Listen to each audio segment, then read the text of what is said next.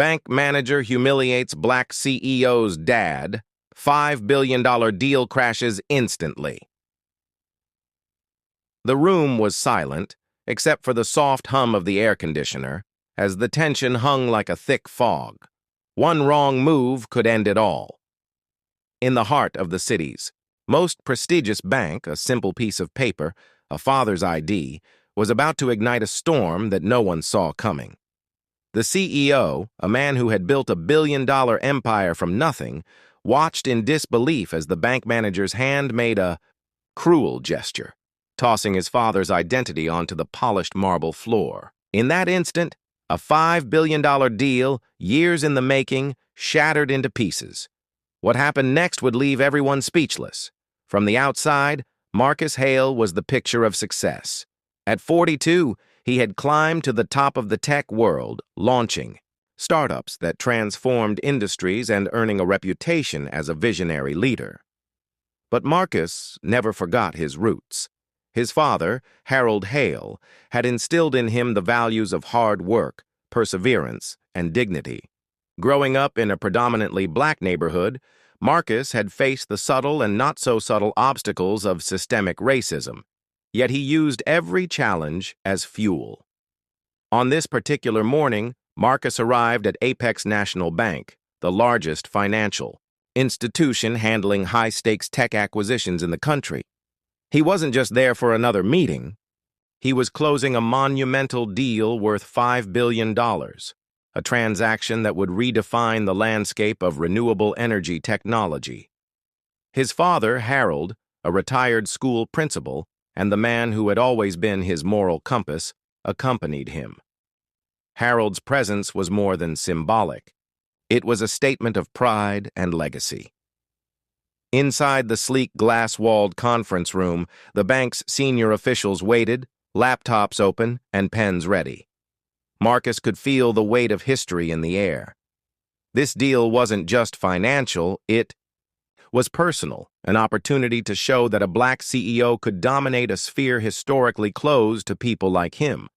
Every handshake, every nod, every subtle glance mattered. And yet in that precise moment, a single act of disrespect was about to rewrite everything. The meeting began as expected. Polite greetings, formal nods, the exchange of financial projections and forecasts. Marcus navigated the numbers with ease, articulating the potential profits and societal impact of the deal with calm authority. His father sat beside him, quietly observing, a quiet smile of encouragement on his face. Everything seemed on track. Then, a seemingly minor procedural requirement changed the entire room's energy. The bank manager, a man whose reputation for meticulousness was overshadowed only by his arrogance, asked to verify Harold Hale's identification. Marcus handed over his father's ID, expecting a cursory glance. Instead, the manager scrutinized it with a subtle but unmistakable sneer. Without warning, he tossed the ID onto the marble floor as if it were worthless trash. Silence erupted. The sound of the ID hitting the polished surface echoed like a slap, resonating far deeper than mere metal and plastic could account for. Marcus froze, disbelief anchoring his voice. His father bent down to retrieve it, maintaining his composure, yet the humiliation was palpable. Whispers rippled through the room. Colleagues exchanged uneasy glances. The tension thickened as the manager, maintaining an air of superiority, dismissed the act as procedural indifference. But Marcus knew better. He had seen the subtle bias before, the microaggressions that accumulated into a lifetime of barriers. And here it was, laid bare in a room full of supposed professionals at the apex of his career, in front of a $5 billion opportunity. As the minutes ticked by, the energy shifted. Marcus felt a surge of righteous anger, not just for himself, but for every person who had ever been dismissed, marginalized, or humiliated because of their race.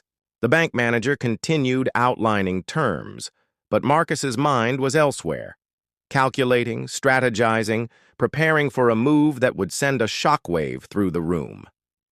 The pivotal moment arrived when the bank manager, oblivious to the moral and social storm he had unleashed suggested minor adjustments to the deal. Small, inconsequential clauses meant to display authority. Marcus's calm demeanor snapped into laser-focused intensity. He leaned forward, voice steady but charged, explaining that the terms were non-negotiable. "I respect your institution," Marcus said, each word deliberate. "But I will not tolerate disrespect, especially toward my father. If this deal cannot be conducted with dignity, then it is not a deal at all." The room fell silent. Colleagues shifted uncomfortably. The manager's face paled. Marcus stood, gesturing toward the ID on the floor. "This," he continued, "represents more than identity. It represents a lifetime of barriers we've overcome. If you cannot see its value, then perhaps you do not understand the value of this agreement, or the value of basic human respect." And with that, Marcus walked out. The sound of the conference room door closing was deafening.